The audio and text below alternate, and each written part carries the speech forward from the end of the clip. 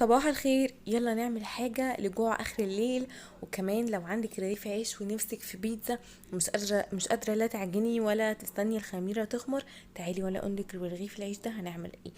اول حاجة حطينا حتة زبدة وشوية من الزيت. اول ما ساحوا كده هبتدي ان انا انزل عليه بالنص بتاع الرغيف العيش.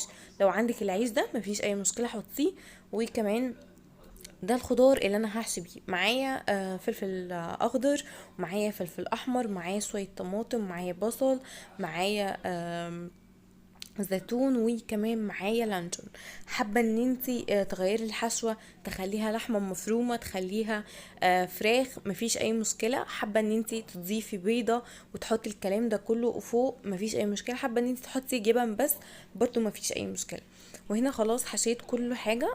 بحط الجبنه الموتزاريلا بتاعتي، وكمان هحط شويه جبنه رومي من فوق كده.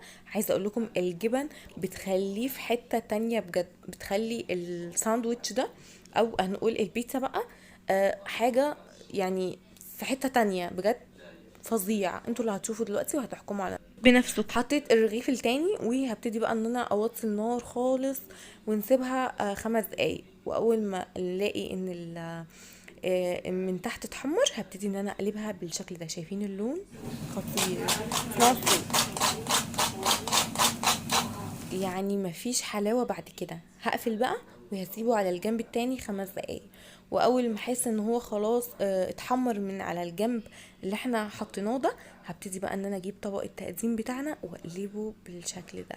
يعني يا جماعة لون وطعم وحلاوة مفيش بعد كده. وكفاية كمان الريحة اللي مفحفحة، يعني بجد فظيع وحلو جدا جدا. من كتر ما هو مقرمش يعني انا ما كنتش عارفه اقطعه 4 ارباع، قطعته 4 ارباع بالعافيه. كنت عايزه اعمله مثلثات صغيره كده بس ما ينفعش، لان هو يعني ايه واخد تحميصه حلوه جدا جدا. فقلت مش مهم.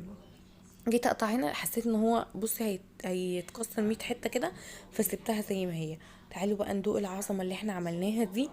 بصوا يعني والله العظيم يا جماعه، ما غشاك ولا عامله ولا عامله اي حاجه، بجد طعمه حلو قوي قوي قوي.